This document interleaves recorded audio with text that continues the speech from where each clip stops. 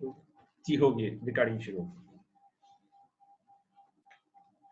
जी अब्दुलरहमान भाई, अब दो तरीके हैं। एक तरीका ये है कि हम साथ साथ लिखते जाएं बुक में, दूसरा तरीका ये है कि मैं आपको प्रेजेंट कर देता हूँ और फिर मैं आपको अपनी बुक दे दूंगा, आप उसको कॉपी कर लें। हाँ ये ज्यादा अच्छा हो जाएगा ताकि मैं तवज्जो से बात सुन लूँ ना।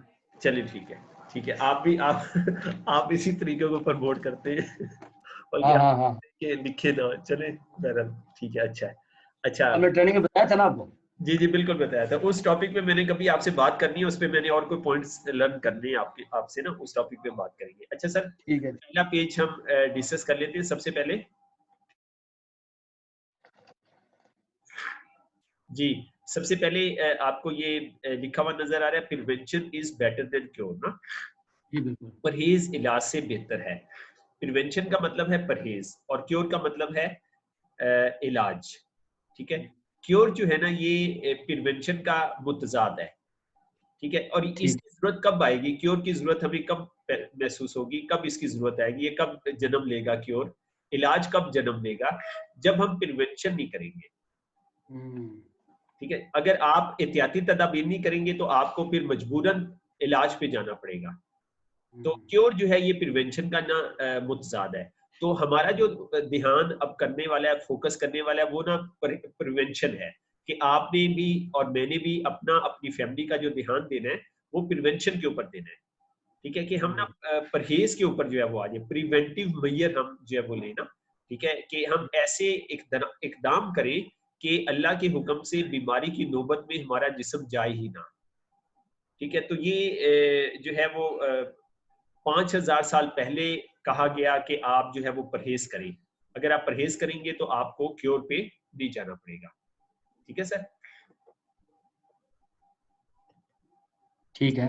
अच्छा अब अगली स्लाइड पे आते हैं। अगली स्लाइड पे हमारे पास WHO स्टैटिक्स है ना, आलमी इदारा सेहत के अदादोशुमार है। ठीक है। आलमी इदारा सेहत ने पूरी दुनिया को 3 हिस्सों में तकसीम किया है। ठीक है। सबसे पहला जो हिस्सा है ये आपको नजर आ रहा है थोड़ा, ये आप थोड़ा सा स्क्रीन आगे कर रहे हैं, 5% ना, आप 5%। स्क्रीन आगे कर रहे हैं साथ साथ, जी आप स्लाइड आगे कर रहे हैं साथ साथ।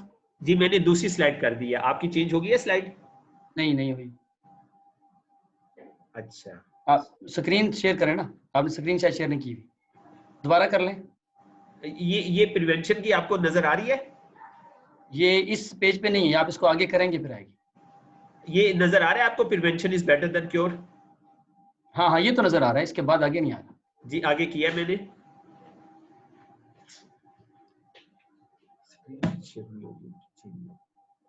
आप स्क्रीन शेयर एक दफा अनेबल करके ना फिर डिसेबल करके फिर अनेबल करें। दोबारा हाँ आप दोबारा करें।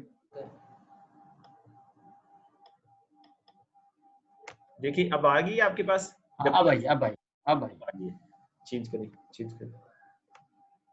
देखिए मैं इससे अगली ट्राई, ये अब चेंज हो गई है। हाँ अब चेंज हो गई। चेंज हो रही है, सही है। ठीक ठीक है जी। अच्छा तो ये सबसे पहले हम WHO के स्टैटिक्स हम देखने जा रहे हैं।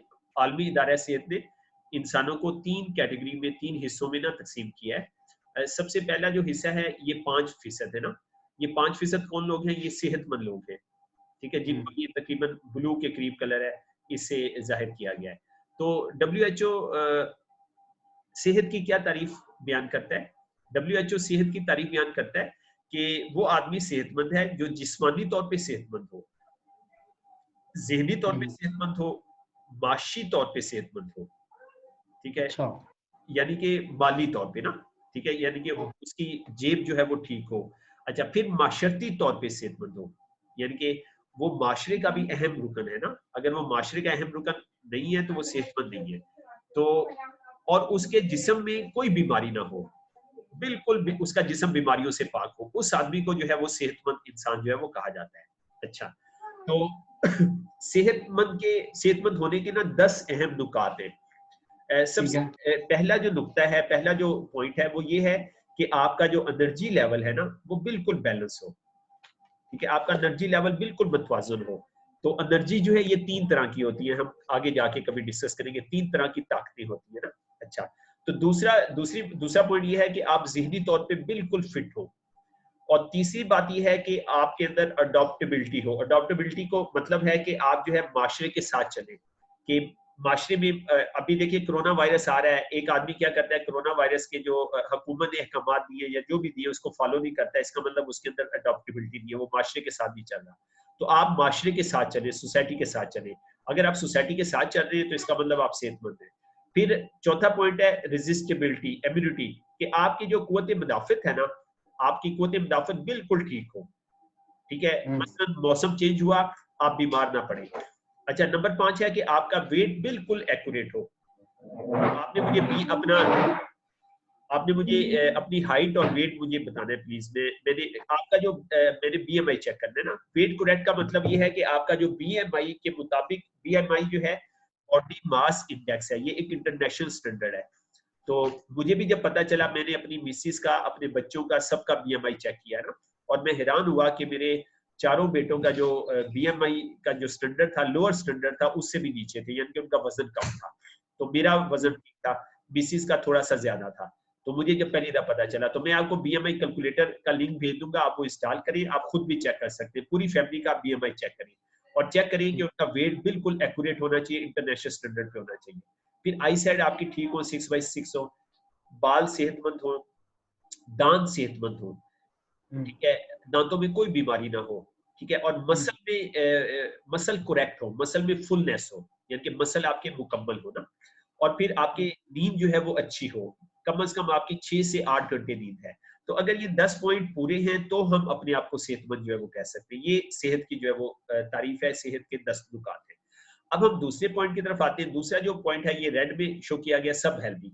सब हेल्दी को हम कहते हैं नीम सेहतमंद।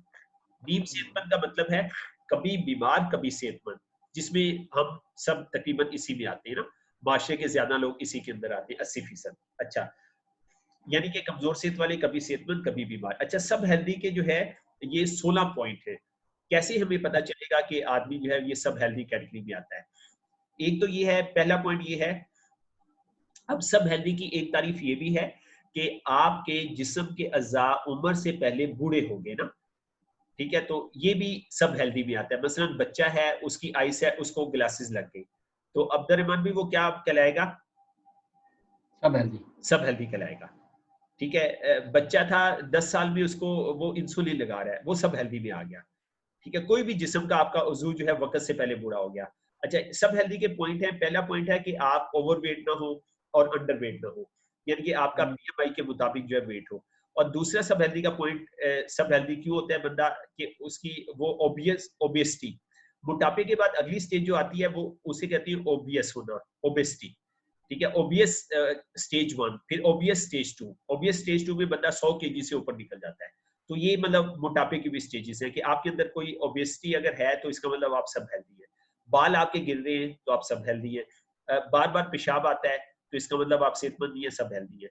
फिर जो है आपके तौलीदी फंक्शन है वो कमजोर हो गया है, यानी कि आपकी सेक्सुअल डिजायर जो है वो कमजोर हो गई है, वो डिक्लाइन कर गई है। तो इसका मतलब ये है कि अब आप सब हेल्दी में आ गए।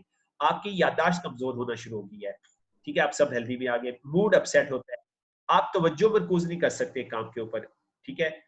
फिर नींद आपकी डिस्टर्ब है, इंसोम्निया हो गया आपको, ठीक है, नींद आपकी फौरन उठ जाती है, आप आती नहीं है नींद, ठीक है। और फिर जल्दी आप नर्वस हो जाते हैं, बेचैनी महसूस करते हैं, ठीक है। मतलब जिस्म में कोई बीमारी नहीं है, कोई मसला नहीं है, एक आदमी बेचैनी महसूस कर रहा है, इसका मतलब वो सब हेल्दी है। डिप्रेशन है उसे, तवज्जो नहीं वो मरकूज कर पा रहा, जल्दी थक जाता है, कुव्वत मुदाफत उसकी वीक है, ठीक है। और फिर क्या है कि उसकी 6 न्यूट्रिएंट्स हमारे होते हैं ना, आगे अभी हम थोड़ी देर आगे जाके पढ़ेंगे कि 6 न्यूट्रिएंट्स में से कोई एक ग़िज़ा उसके जिस्म की कम है तो वो सब हेल्दी में आएगा। तो ये सब हेल्दी की जो है वो तारीफ है कि ये लोग जिनके ऊपर ये अलामत पाई जाती हैं वो सब हेल्दी है। फिर तीसरा जो है बीमार का मतलब इसकी। अच्छा, एक मिनट यहाँ रुकिएगा तारिक भाई जी।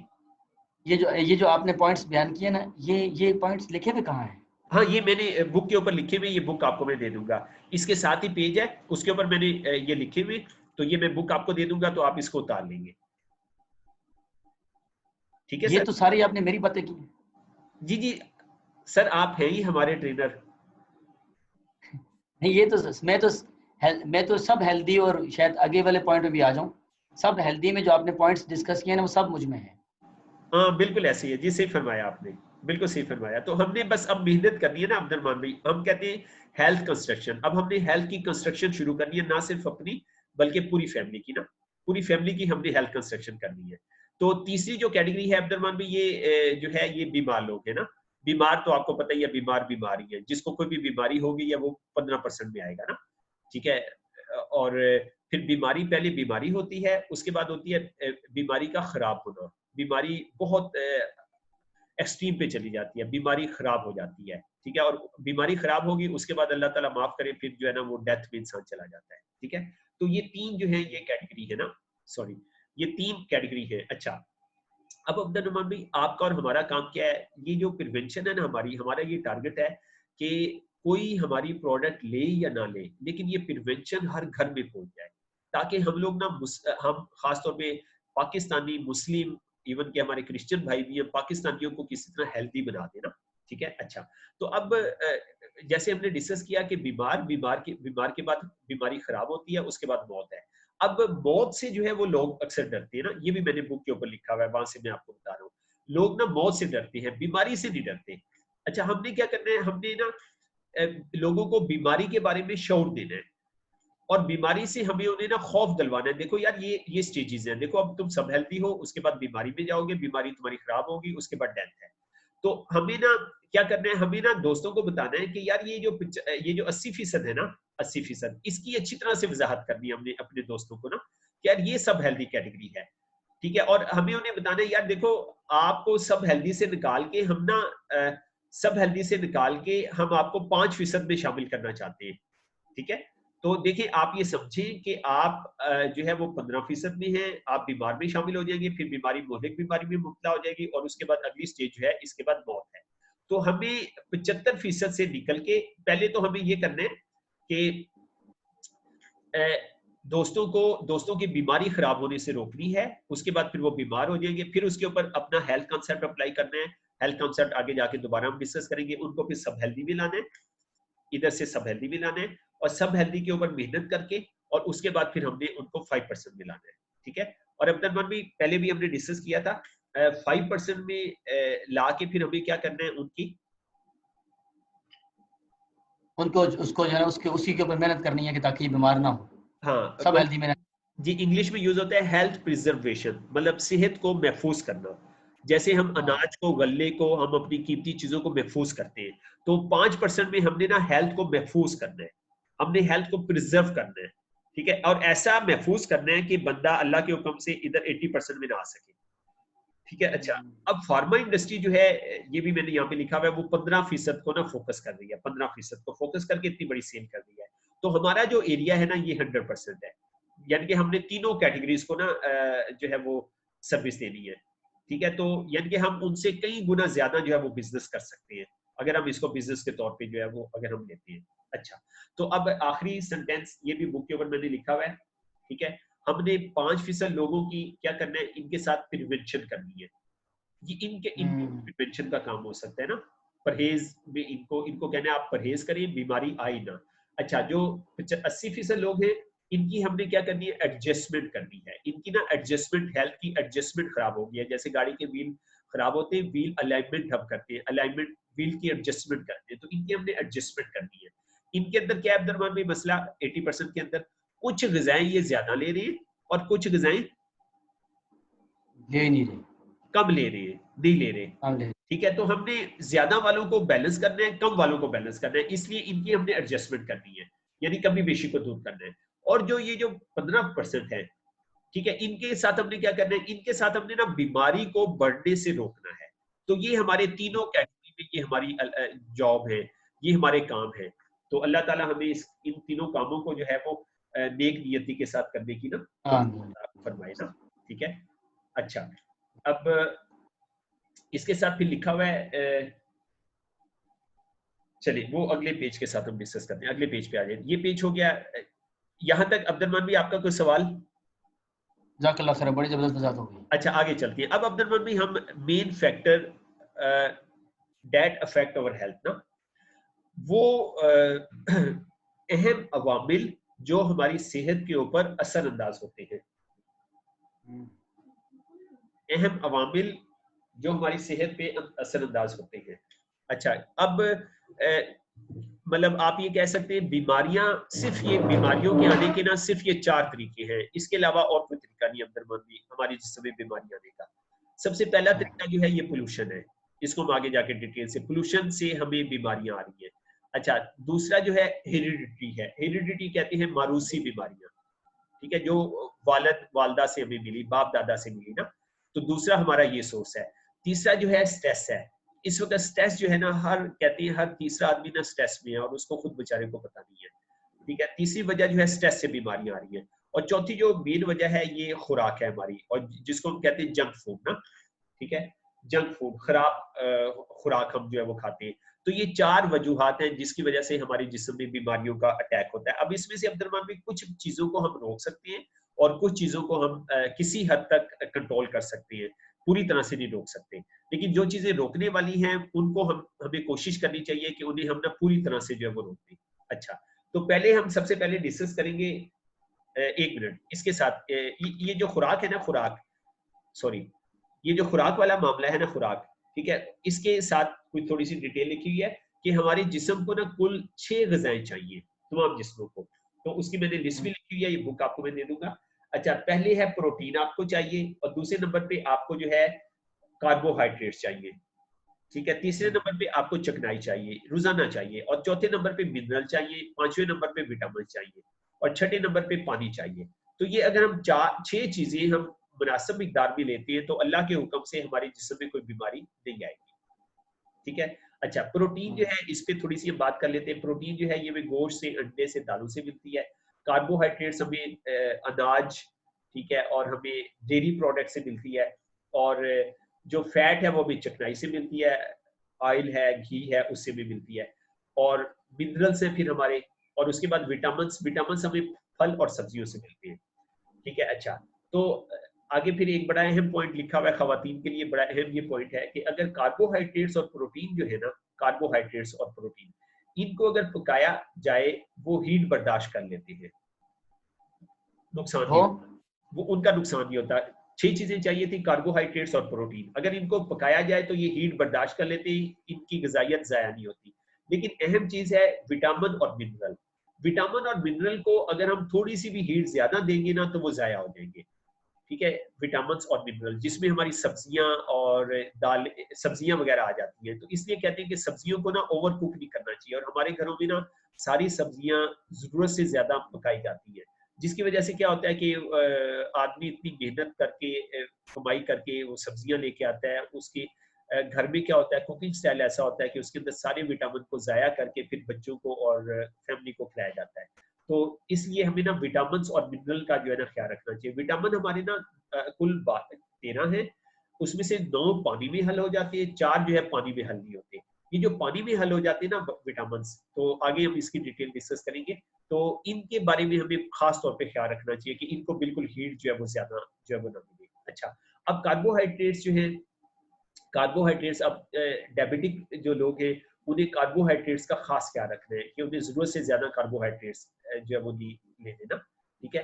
कि कार्बोहाइड्रेट्स के 2 सोर्स हैं, एक कहते हैं सेक्रोज और दूसरा कहते हैं फ्रैक्टोज, ठीक है। सेक्रोज जो है ये अनाज वगैरह उससे मिलता है सेक्रोज, और फ्रक्टोज जो है ये फ्रूट से मिलता है, ठीक है। जैसे फ्रैक्टोज है ना, फ्रैक्टोज लफ्ज, तो ये ना फ्रूट से जो मीठा मिलता है इसको फ्रैक्टोज कहते हैं। और सेक्रोज जो है ये अनाज और दूसरी प्रोडक्ट से हमें जो मिलता है। अच्छा, तो ग्लूकोज, कार्बोहाइड्रेट्स हमें ग्लूकोज देते हैं, और ग्लूकोज से ना ग्लूकोजिन बनती है, ग्लूकोजिन, और जो कि लीवर बनाता है। ग्लूकोजिन ना हमारा लीवर बनाता है, और ये मसल्स में होता है, मसल्स में फिर जाके ये स्टोर होता है। और ट्राइग्लिसराइड के अंदर ग्लूकोजिन होता है, यानी स्टोर होता है, ठीक है।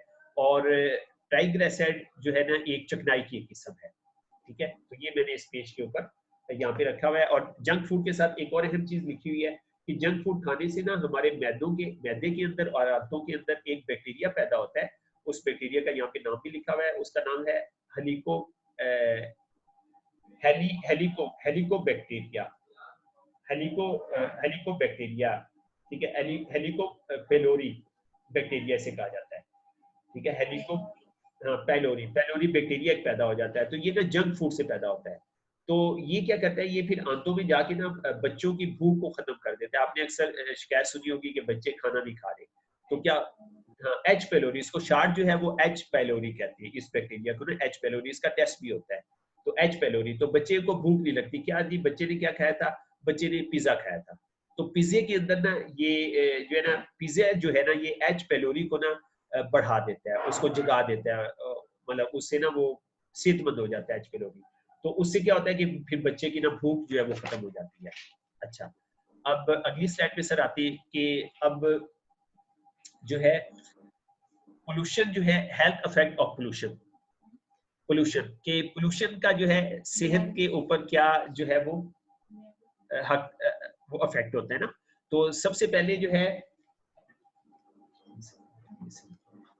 अच्छा, सबसे पहले जो है ये एयर पोल्यूशन को डिस्कस करते हैं ना। एयर पोल्यूशन, अब्दुलरहमान भी ये देखिए पिक्चर से जाहिर है ये कहाँ से आ रही है एयर पोल्यूशन। ये एयर पोल्यूशन जो है आ रही है फैक्ट्री से, फैक्ट्री के धुएं से आ रही है। ये देखिए फैक्ट्रियां बनी हुई है, फैक्ट्री के धुएं से आ रही है। और एयर पोल्यूशन बड़ी बड़ी तामीरात से आ रही है, ठीक है। इंसान बड़ी बड़ी तामीरात कर रहा है ना, तो ये इंसान ना क़यामत की तैयारी कर रहा है। इंसान खुद ना, जिस तरह मुख्तलिफ कौमों ने अपने लिए तबाही का खुद सामान इकट्ठा किया, तो हमारी जो नेशन है ना, ये बड़ी बड़ी बिल्डिंग्स बना के ये ना क़यामत की तैयारी हो रही है। इसमें एक मैग्नेट का कंसेप्ट है, कभी हम बाद में उसके ऊपर बात करेंगे। ये 4G 3G बड़ी तामीरात कायनात का मैग्नेट को खराब कर दी है। बहरहाल, तो इसके अलावा फिर ये देखिए गाड़ियां चलती नजर आ रही है, इससे एयर पोल्यूशन आ रही है। एयर पोल्यूशन में क्या क्या चीजें हैं, सबसे पहले CO आपको नजर आ रहा है लिखा हुआ, CO, ये ना CO है, ये है कार्बन मोनोऑक्साइड ना, ठीक है। तो ये कार्बन मोनोऑक्साइड है।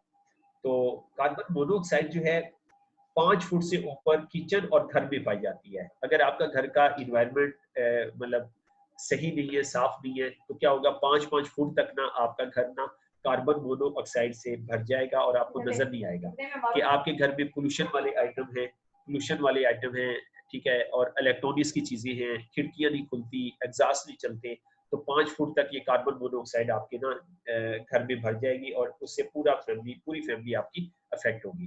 फिर पार्टिकुलर मैटर्स है, ठीक है। पार्टिकुलर मैटर्स जो है इनको कहते हैं गर्दो गुबार ना, मखसूस ज़रात। ये मैंने लिखा हुआ है बुक पे, मैं आपको दे दूंगा। ये गर्दो गुबार है, मखसूस ज़रात है ना, ठीक है। झाड़ू दी घर में और उसका डस्ट उड़ा, ठीक है। और काफी सारी चीजों से ना पार्टिकुलर मैटर जो है वो आते हैं। फिर आगे है वोलेंटाइन ऑर्गेनिक कंपाउंड, ठीक है। ये नीचे लिखा हुआ है वोलेंटाइन ऑर्गेनिक कंपाउंड, ये इंग्लिश लिखी हुई है, ठीक है। वोलेंटाइन ऑर्गेनिक जी, ये क्या चीज होती है, ये होती है वो चीजें जो हवा में हल हो जाती है, इनको कहते हैं ये उर्दू में लिखी है, वो चीजें जो हवा में हल हो जाती है, वोलेंटाइन ऑर्गेनिक कंपाउंड, ठीक है। अच्छा, वोलेंटाइन का मतलब है कमजोर, वोलेंटाइन का लफ्जी मतलब है कमजोर, और ऑर्गेनिक कंपाउंड का मतलब है नामियाती। ऑर्गेनिक नामियाती को कहते हैं, कंपाउंड मुरक्कबात, ठीक है। कमजोर नामियाती मुरक्कबात, ठीक है। ये कौन कौन से होते हैं कमजोर नामियाती मुरक्कबात? मिट्टी का तेल, ठीक है। धुआं कोई पिया है, हांडी जल की धुआं, पराठे बन रहे धुआं, ठीक है, तो हम इसको वैल्यू नहीं देते, हमें इसे बहुत वैल्यू देनी चाहिए। फिर पेट्रोल का धुआं, एयर फ्रेशनर का धुआं, फिर परफ्यूम का बड़ा रिवाज है, परफ्यूम को हम जो है वो बड़ी अच्छी चीज समझते हैं। परफ्यूम का जो धुआं है, ये सारे वोलेंटाइल ऑर्गेनिक कंपाउंड है, ठीक है। और ये सेहत, अच्छा, मेरी वाइफ पूछ रही है कि झाड़ू देना चाहिए या वैक्यूम लगाना चाहिए?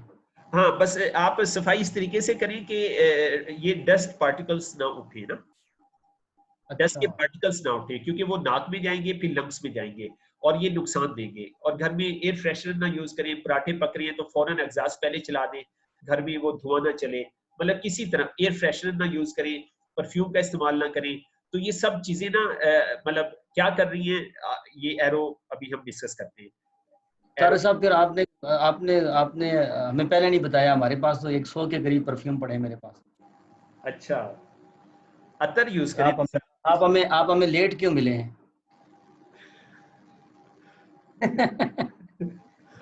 ये मेरा कसूर है सर, सॉरी, इसके लिए सॉरी। नहीं, वो मेरी वाइफ पूछ रही है कि वैक्यूम लगाना चाहिए या नहीं। हाँ, वैक्यूम ये कहता है कि वो डस्ट नहीं उड़ने देता ना, वैक्यूम डस्ट नहीं उड़ेगा, वो डस्ट नहीं उड़ाएगा। तो वो सारा उसके अंदर सक कर लेगा, अपने अंदर सक कर लेगा, तो उससे ये कि फैमिली की हेल्थ अफेक्ट नहीं होगी ना। तो वैक्यूम ठीक है, ज्यादा सेफ है वैक्यूम। ठीक है। हाँ हाँ, तो वैक्यूम जो है वो सेफ है ना, अगर हम उसकी बात करें। अच्छा, तो उसके बाद फिर जो है कार्बन मोनोऑक्साइड के बारे में हमने बात कर दी, फिर है कार्बन डाइऑक्साइड ना। ठीक है, ये है SO2। SO2 जो है ये है सल्फर डाइऑक्साइड। ठीक है, ये भी इसमें आता है ना, एयर में आता है सल्फर डाइऑक्साइड। और फिर NOx नाइट्रोजन डाइऑक्साइड।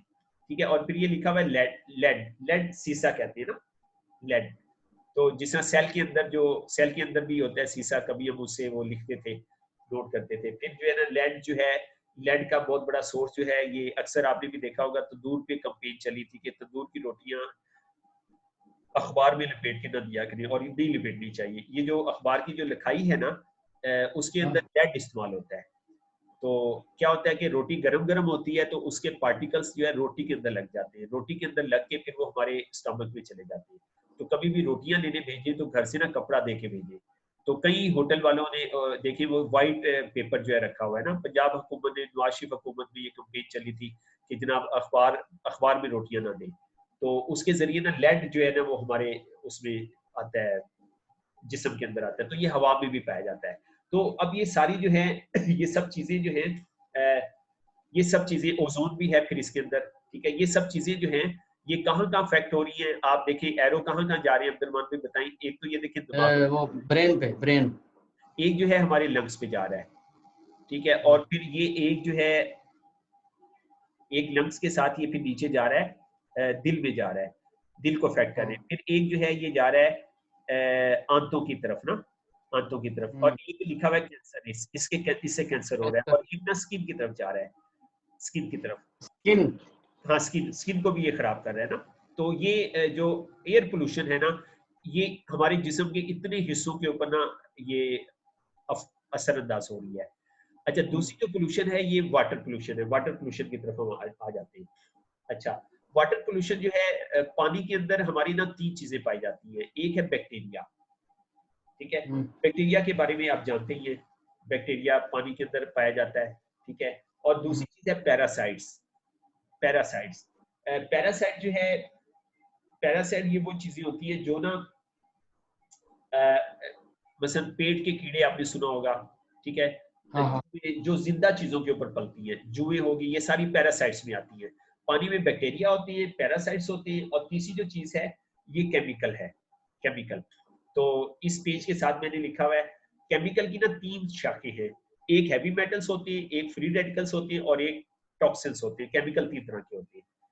ठीक है, हैवी मेटल्स, फ्री रेडिकल्स और टॉक्सिन्स। अच्छा, तो पानी के अंदर अब्दुलरहमान भाई पानी का टेस्ट हुआ, ये खबरों में भी कई दफा बता चुके हैं कि कई शहरों के पानी जो है वो पोल्यूटेड है ना। तो पानी में ना 8 किस्म के केमिकल जो है हमारे जिस्म में जा रहे हैं पानी के जरिए ना, जिसमें सबसे पहले आर्सेनिक है। और आर्सेनिक जो है ये एक तरह का जहर है ना, और ये हमारे ना 84% पाकिस्तान के 84% पानी में पाया जाता है आर्सेनिक। और दूसरा जो है बेरिलियम है, ये गैर जरूरी धात है, पानी के जरिए भी हमारे जिस्म में जा रहा है। फिर कैडमियम है, कैडमियम, तो ये ना सफेद रंग का धाती अंसर होता है, कैडमियम। और चौथा जो है क्रोमीनियम है, क्रोमीनियम, इससे ना ये नीलगु सफेद धाती अंसर है ना, इससे पानी जो है नीला नजर आता है। इसी की वजह से पानी नीला नजर आता है। और पांचवा जो है लेड है ना, जिसके बारे में हमने बात की, सीसा। अच्छा, छठा जो है पारा है, जिसे मरकरी भी कहते हैं। सातवां जो है सिलीनियम है, ये गैर धाती अंसर है सिलीनियम। और आठवां जो है सिल्वर चांदी। तो ये 8 तरह के केमिकल हैं जो पानी के अंदर पाए जाते हैं, और ये हमारे जिस्म में जा रहे हैं। और ये कहाँ कहाँ अफेक्ट कर रहे हैं अब्दुलरहमान भी देखें, ऊपर, एक तो ब्रेन पे, और दूसरा जो है मैदे के ऊपर। इनका इफेक्ट जो है दो चीजों पे हो रहा है पानी के जरिए, मैदे को अफेक्ट कर रही है और दिमाग को अफेक्ट कर रही है। अच्छा, तीसरी जो चीज है वो है सॉइल कंटेमिनेशन ना। ठीक है, जिसको कहते हैं जमीनी आलूदगी। जमीनी आलूदगी से भी हमारे जिस्म के ऊपर अटैक हो रहा है। इसमें भी देखिए फैक्ट्रियां बनी हुई है, और दूसरा ये एग्रीकल्चर आपको नजर आ रहा है। एग्रीकल्चर जो है ये बहुत बड़ा सोर्स है जिसकी वजह से हमारी जमीन जो है ये आलूदा हो रही है ना। इस वक्त जो अब्दुलरहमान में यूरिया डीएपी इस्तेमाल हो रहा है ना, तो ये बाज लोगों का फोरकास्ट है बाज लोगों की कि अगले 10 से 15 साल में हमारी जमीनें ना बंजर हो जाएंगी। ये ना जमीन को ना सिर्फ जमीन के बैक्टीरिया को मार रही है, बल्कि जमीन को ये बंजर की तरफ लेके जा रही है। जमीन में अल्लाह ताला ये क्यों करते हैं, जानबूझ के करते हैं फिर ये? बस मजबूरी है, पैदावार ज्यादा लेनी है, क्या करें, मजबूरी है। अब वो ना वो ये असल में ना अब्दुलरहमान भी, ये इसको कहा जाता है मीठा जहर। मतलब जैसे इंसान दवाई भी खाता है ना, दवाई क्यों खाता है, उसको पता होता है कि इसके साइड इफेक्ट हैं। चलो यार ये मेरा साल गुजर जाएगा, 2 साल गुजर जाएंगे, 3 साल गुजर जाएंगे, तो वो टाइम पास कर रहा होता है। तो इसी तरह से जमीन भी हमारी ना, जमीन का पीएच लेवल डिस्टर्ब हो रहा है। अभी जो गंडोया जो है ना, गंडोया ये खत्म हो गया है। गंडोया इतनी अल्लाह ने ऐसी चीज पैदा की है, ये खाद से भी ज्यादा जमीन को फायदा देता है। गंडोया क्यों खत्म हो गया हमारी जमीनों से, कि फार्मर यूरिया डालता है, डीएपी डालता है। इसने क्या किया, इसने सेहतमंद जितने भी बैक्टीरिया हैं, कीड़े मकोड़े हैं, इनको मार दिया है। अच्छा, खादों की वजह से ना अब्दुलरहमान भाई, खादों की वजह से परिंदे कम हो गए हैं। आपने नोट किया होगा परिंदों की तादाद बड़ी कम हो गई है। जमीन में कीड़ा पैदा होता था, इसको परिंदे खाते थे और उनकी सेहत अच्छी होती थी। तो सिर्फ खादें डालने से ना इन्वायरमेंट को इम्बैलेंस किया जा रहा है। तो खादों का बहुत बुरा इफेक्ट है। हमने फार्मर्स के साथ काम किया कुछ अर्सा, हमारी कंपनी ने ना बायो फर्टिलाइजर लॉन्च की थी, तो मुझे बड़ा एक्सपीरियंस हुआ। मैं मुख्तलिफ शहरों में गया, फार्मर के साथ काम किया, तो बड़ी खतरनाक खबरें जो है ना उनसे मिली, अल्लाह माफ करे, कि बस वो भी बेचारे मजबूर हैं, उन्होंने पैदावार लेनी है, लेकिन उन्हें भी पता है कि अब ऐसे ऐसे स्प्रे हैं कि 500 का इंजेक्शन आता है, पानी में मिक्स करें, 1 एकड़ पे आप स्प्रे कर दें, पौधे के ऊपर करें। तो आपने जो सब्जी 3 दिन के बाद तोड़नी थी ना, सुबह स्प्रे करें, शाम को वो सब्जी ले लें। मटर के ऊपर किया जाता है, मटर को इस तरह बड़ा किया जाता है, ठीक है, कद्दू के ऊपर किया जाता है और सब्जियों पे किया जाता है। तो अब उसका जो है ये, इसकी वजह से क्या हो रहा है, सॉइल जो है ये आलूदा हो रही है हमारी ना, ठीक है, सॉइल आलूदा हो रही है। इसका हमारे जो है कहाँ कहाँ इफेक्ट आ रहा है, एक तो हमारे ये मैदे के ऊपर, दिल के ऊपर आ रहा है, मैदे और दिल के ऊपर, और दूसरा हमारी आंतों के ऊपर आ रहा है, ठीक है। हाँ, पेस्टिसाइड्स आ रहे हैं, ठीक है, अद्वियात जो है ये हमारे जो है आंतों के ऊपर बहुत बुरा असर जो है वो डाल रही है। तो ये 3 तरीके से हमारे जिस्म के ऊपर जो है वो अटैक हो रहा है, ठीक है। तो जिसकी वजह से बीमारियां जो है हमारे जिस्म के अंदर जो है वो आ रही है। अच्छा, तो अब्दुलरहमान भी यहाँ तक कोई क्वेश्चन आपका क्लियर हो गया, आगे चले? ये तो पूरी साइंस है सर। जी अब्दुलरहमान भी बिल्कुल पूरी साइंस है। अब्दुलरहमान भी ये प्रेजेंटेशन ना डॉक्टर्स को देने वाली है। ये तो फिर पानी का क्या करें सर? जी, फिर पानी का क्या करें? पानी अब्दुलरहमान भी, पानी को आप जो है अभी हम यही करते हैं, फिल्टर का ले आते हैं, और फिल्टर का ला के फिर हमें उसको ना ओजोन कर लेते हैं। तो हाँ, तो हमारी ओजोन कर जो लेते हैं। डिवाइस है वो पानी को 100% तो क्लियर नहीं करती, 84% तक क्लियर कर देती है। कि उसमें से हैवी मेटल्स, मैं आपको उसकी भी प्रेजेंटेशन दूंगा, उसमें से हैवी मेटल्स खत्म कर देती है। वायरस बैक्टीरिया को तो नहीं छोड़ती। वायरस अच्छा, ये जो बैक्टीरिया, हमारे यहाँ कश्मीर में चश्मों का पानी है? सर वो तो अगर आ जाए तो क्या ही बात है, वो तो सोना है ना, वो तो सोना है ना। नहीं, उसी तरह का मसलन इस्लामाबाद में जो बोरिंग का पानी है, क्या फर्क है उसमें इसमें? इस्लामाबाद का जो पानी है ना, मैं इसके ऊपर इतना मुझे नॉलेज नहीं है। इसमें ना इस्लामाबाद की जो मिट्टी है, इसमें ऐसे कोई है ना चीजें कि पानी, उन चीजों ने ना पानी को खराब कर दिया। इस्लामाबाद का पानी जो है वो ठीक नहीं है, अनहेल्दी है, अच्छा। अनहेल्दी वाटर है। मतलब ये ना, ये गंजापन का, दुबई के पानी के बारे में भी ये मशहूर है कि दुबई जो भी जाता है उसके बाल गिर जाते हैं। इस्लामाबाद पिंडी के भी जो लोग हैं ना, ये गंजापन का जल्दी शिकार हो जाते हैं। तो यहाँ का जो पानी है ना, ये हैवी है, भारी है। कई लोग हमारे आते हैं पंजाब से, वो कहते हैं यहाँ आते पानी पीते भूख ही खत्म हो जाती है। तो यहाँ का पानी ना बड़ा मतलब हैवी वाटर है, इसमें जो है ना कुछ ऐसे कंटेंट्स हैं जो मैदे पे ना बोझ बनते हैं। तो बहरहाल बोर का पानी ठीक है, मतलब आप पी सकते हैं बोर का, तो लेकिन ये है कि उसको ओजोनाइज अगर हम कर लेना, तो उससे काफी चीजें जो है ना वो बच जाती है। ओजोन करके हम जो है वो ले लें, तो ओजोन करके ऐसे ही पानी चश्मों का तो नहीं बन सकता, लेकिन चश्मों के पानी के नजदीक बन जाता है। ओजोन वाला आप कब कम में देंगे? हाँ, मैं आपको दूंगा इंशाल्लाह प्रेजेंटेशन ना, ये फूड सप्लीमेंट की मुकम्मल हो जाए उसके बाद मैं फिर आपको इंशाल्लाह वो नेक्स्ट दूंगा। अगली स्लाइड ठीक पे है सर चलते हैं। जी तो जी। अगला जो फैक्टर है सर वो है स्ट्रेस ना। स्ट्रेस जो है ये जहनी दबाव ना, जहनी दबाव। तो इसके साथ बड़ा अच्छा एक जुमला दोस्त ने लिखवाया कि स्ट्रेस जो है ना ये किसी की वजह से होता है ना, ठीक है, किसी भी दोस्त की वजह से होता है, किसी भी रिश्तेदार की वजह से होता है। इस वजह से इंसान उसकी वो बात सोच सोच के जो स्ट्रेस में आता है ना। तो इसके बारे में बड़ा अच्छा जुमला लगाया हुआ है कि स्ट्रेस जो है ये ऐसा जहर है ना कि इंसान खुद पी रहा होता है, ठीक है, और समझता ये है कि दूसरा पी रहा है। मसलन अल्लाह ना करे किसी ने मेरे साथ ज्यादती कर दी, अब मैं उस ज्यादती के बारे में सोचता रहूंगा और मतलब ये ऐसा जहर है कि पी तो मैं खुद रहा हूँ और मैं समझ ये रहा हूँ कि वो बंदा पी रहा है, कि उसका नुकसान हो रहा है, नुकसान हमारा अपना हो रहा होता है। गुस्से में हम यही होता है, गुस्से में हम अपना सत्यानाश कर रहे होते हैं, और गुस्सा जिसकी वजह से आ रहा होता है तो उसकी सेहत पे कोई फर्क नहीं पड़ रहा होता। तो स्ट्रेस जो है ना इस वक्त हमारी ना सोसाइटी की बहुत बड़ी आबादी को जो है वो स्ट्रेस में है हमारी आबादी ना, और स्ट्रेस से नेशन को निकालना, अगर स्ट्रेस है तो इंसान की ज़हनी सलाहियतें भी जो है वो इंसान उनको इस्तेमाल नहीं कर सकता स्ट्रेस को ना। इसका मतलब ये है कि अगर सर मुझे मेरी बीवी की वजह से गुस्सा आता है तो बीवी की सेहत पे कोई असर नहीं पड़ेगा? जी बिल्कुल ऐसे ही है, आपकी सेहत खराब होगी। जी आपकी सेहत खराब होगी, बिल्कुल ऐसे ही है। तो स्ट्रेस से ना हमें 16 ये बीमारियां बात होती सही हैं। नहीं है, ये इसमें कोई तब्दीली करें सर। तब्दीली करें, सही है।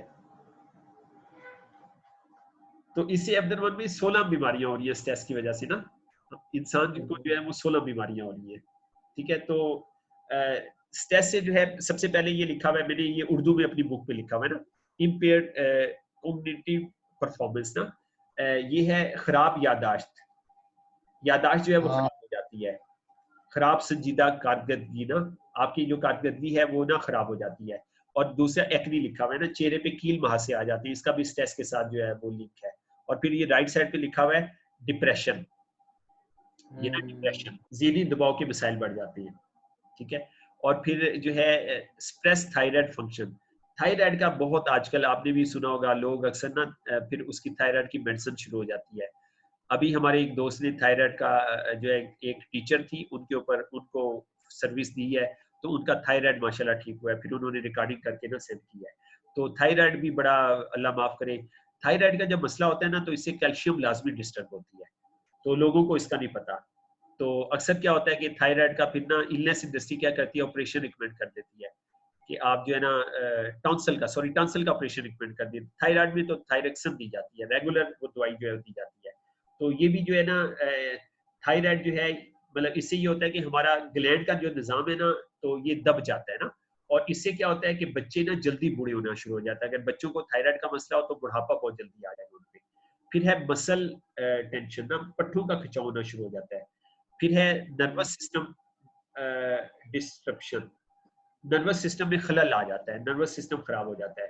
फिर इस साइड पे लिखा हुआ है ब्लड शुगर इम्बैलेंस।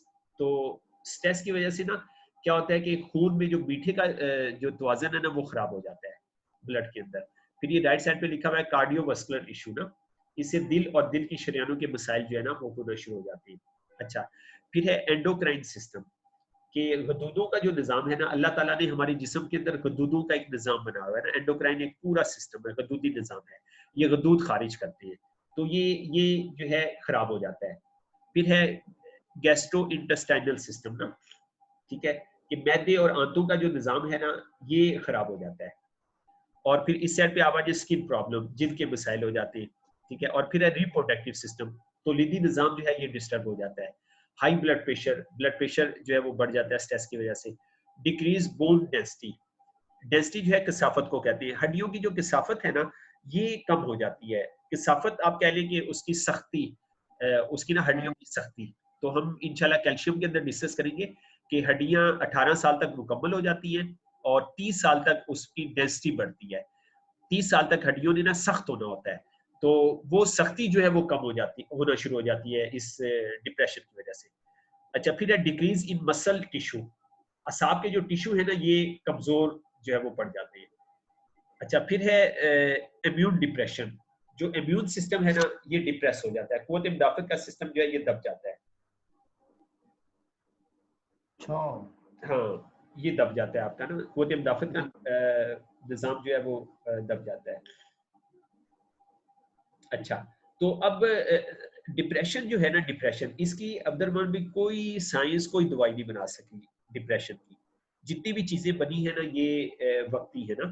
तो डिप्रेशन का हमारे ना जी सिस्टम में हम एक एक्टिविटी करवाते हैं, उसको कहते हैं मेडिटेशन, मुराकबा करवाती है ना। तो मेडिटेशन का फिर उसके ऊपर हमारी ट्रेनिंग भी है कि आपने क्या करना है, 20 मिनट ना ऐसी जगह पे बैठ जाना है जहाँ पे कोई आपको डिस्टर्ब ना करे, ना मोबाइल आपके पास हो, ना बच्चे आपके पास हो। तो आपने जो है अब उसके मुख्तलिफ तरीके, बात कहते हैं या हय्यू या क़य्यूम का 11 दफा तस्बीह कर लें, 11 दफा दुरूद पाक पढ़ लें, और उसके कमर आपकी सीधी होनी चाहिए, बिल्कुल स्ट्रेट ना। तो इसका जो है स्ट्रेस का जो है वो इलाज सिर्फ मेडिटेशन में है कि हर बंदा 20 मिनट जो है वो मेडिटेट करे और अपनी तवज्जो को मरकूज करे। तो मेडिटेशन में हम क्या करते हैं, हम जिस्म, दिमाग और रूह, हमारा टारगेट ये होता है कि इंसान का जिस्म, दिमाग और रूह ये ना एक नुक्ते पे आ जाए। तो जब इंसान का जिस्म, दिमाग और रूह एक नुक्ते पे आ जाता है, तो फिर अब उसके लिए बड़े बड़े काम करना, बड़ी बड़ी कामयाबी हासिल करना कोई मसला नहीं है। और फिर सबसे बड़ी बात, इसको हम ये नियत भी हम करते हैं कि ये आप प्रैक्टिस इसलिए करें कि नमाज में आपकी तवज्जो नमाज पे आ सके। अब नमाज की मैं भी ये कोशिश करता हूँ, दोस्तों को भी कहता हूँ, यार चेक तो किया करूँ कि कोई ऐसी रकात होती है कि जिसमें हमारी पूरी रकात में हमारा कोई ख्याल ना आए। तो हमारी शायद कोई रकात ऐसी नहीं होती, मैं भी इस पर प्रैक्टिस कर रहा हूँ कि कोई रकात हमारी ऐसी नहीं होती जिसमें हमें कोई ना कोई दुनियावी ख्याल ना आए। तो इसके ऊपर हम चेक करें।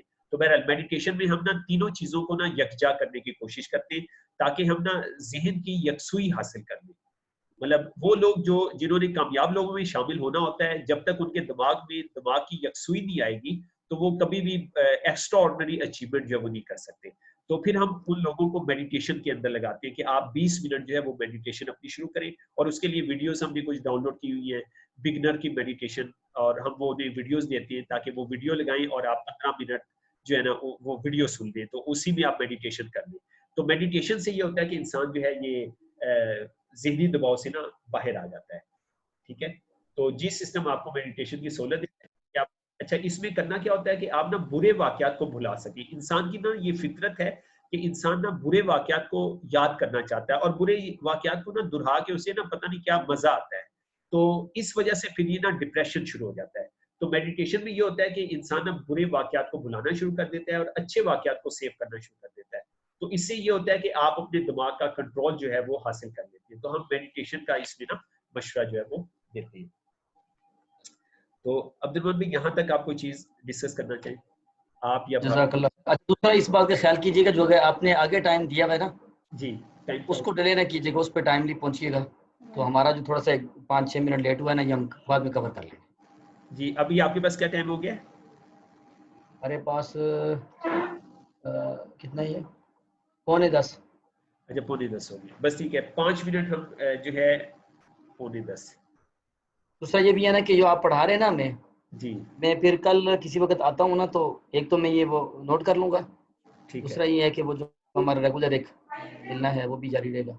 ठीक है। वो बीसीएम की थेरेपी कल आपको थोड़ी सी हम टाइम ज्यादा देंगे ना, कल आपको थेरेपी ज्यादा कर लेंगे। ठीक है, तो कल मैं फिर 11 बजे आ जाऊँ। ठीक है, 11 बजे आप आ जाए। ठीक है, 11 बजे आप आ जाए, कोई मसला नहीं। तो अभी अभी मेरे ख्याल इसको हम ना डिस्कस कर लेते हैं। आप ये तो पूरा MBBS डॉक्टर बना रहे हैं हमें। नहीं अब्दुल में डॉक्टर नहीं बनाना, डॉक्टर नहीं बनाना, हम डॉक्टर का बाप बनाते हैं।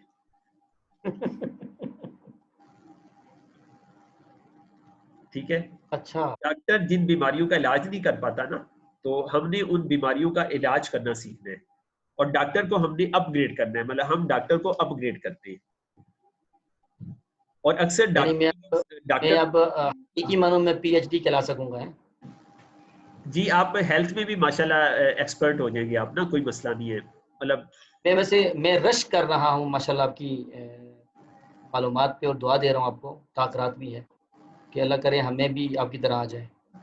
नहीं, ये बहुत इजी है अब्दुल भाई। ये मैं जो है ना, आपने कहा ना आप स्लो लर्नर है, मैं आपसे थोड़ा सा ज्यादा स्लो लर्नर हूँ। ये मैंने ट्रेनिंग आपके ख्याल में कितनी दफा ली होगी? बहुत दफा जी, 15-20 दफा से भी ज्यादा, 15-20 दफा से भी ज्यादा। और ये हमारी रेगुलर ट्रेनिंग्स होती है। ये तो मतलब डायलॉग सुन सुन के, लिख लिख के, फिर ये कि लिखा हुआ लिखवाना शुरू कर दें, पढ़ाना शुरू कर दें। मतलब ये जो बातें मैं आपको बोल रहा हूँ ना, एक एक जुमला मैंने किताब के ऊपर लिखा हुआ है।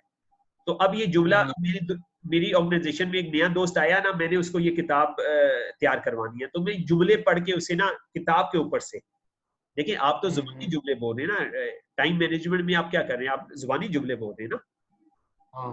ठीक है, तो हमने हमारे सिस्टम में क्या है, एक एक जुमला किताब के ऊपर लिखा हुआ है, आपने किताब सामने रख के वो पढ़ देना है आपने। तो ये हमारी जो एजुकेशन है ना अब्दुलरहमान भाई, ये सबसे आसान एजुकेशन ना।